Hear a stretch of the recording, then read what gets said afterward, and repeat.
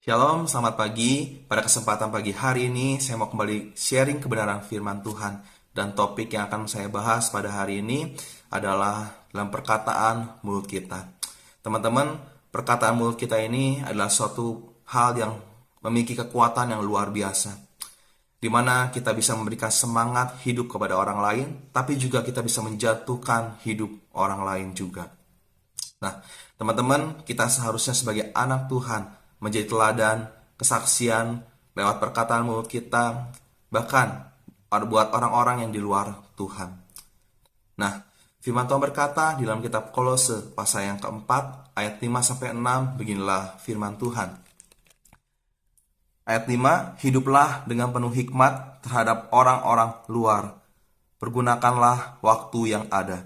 Ayat 6, hendaklah kata-katamu senantiasa penuh kasih, jangan hambar, sehingga kamu tahu bagaimana kamu harus memberi jawab kepada setiap orang. Amin. Nah, teman-teman, sayangnya banyak orang Kristen ketika berada di luar gereja,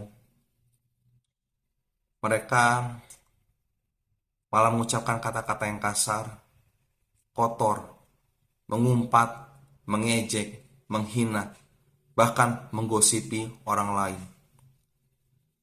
Itu adalah suatu hal yang tidak pantas untuk dilakukan, untuk diperkatakan, di mana kita sebagai anaknya Tuhan. Lalu, perkataan apa yang harus kita ucapkan?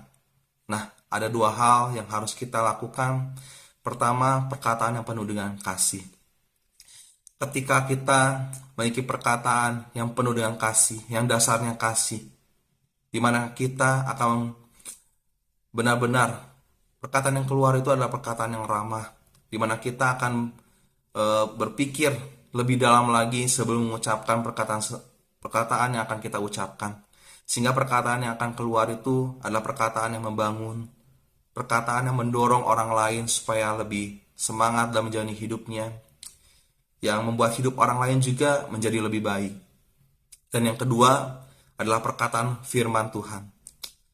Bukan berarti kita bermaksud untuk menggurui atau menjadi sok lebih pintar dari orang lain, tapi perkataan yang dimana didasari dengan firman Tuhan, dimana kita mempraktekkan kebenaran firman Tuhan, mengatakan akan hal-hal yang daripada firman Tuhan, itu akan membuat orang lain hidupnya diberkati. Karena perkataan yang akan keluar adalah suatu perkataan-perkataan yang membangun, memberikan nasihat, semangat untuk orang lain juga. Saya teringat beberapa tahun yang lalu, saya pernah sharing kesaksian apa yang saya alami, di mana saya mengalami keterpurukan, tapi saya tetap semangat dalam menjalani hidup, selalu mengandalkan Tuhan. Dan puji Tuhan, ada orang yang tadinya membunuh diri, jadinya nggak jadi bunuh diri. Nah, teman-teman, begitu pentingnya di mana perkataan mulut kita ini.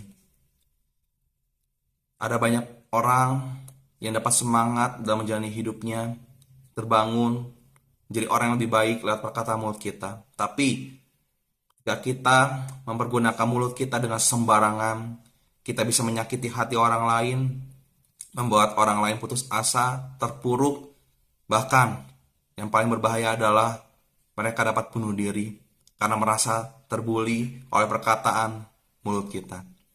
Nah, teman-teman, kita sebagai anaknya Tuhan, kita harus menjaga setiap perkataan mulut kita dengan baik dan benar. Dan bagaimana caranya? Ayo, hiduplah dekat dengan Tuhan. Semakin dekat hidup kita dengan Tuhan, pikiran kita akan menjadi jernih, semakin sehat. Perkataan mulut kita juga akan semakin menghormati dan menghargai Tuhan, sehingga kita pun dapat menghargai, menghormati hidup orang lain. Selamat pagi, Tuhan Yesus Kristus memberkati. Amin.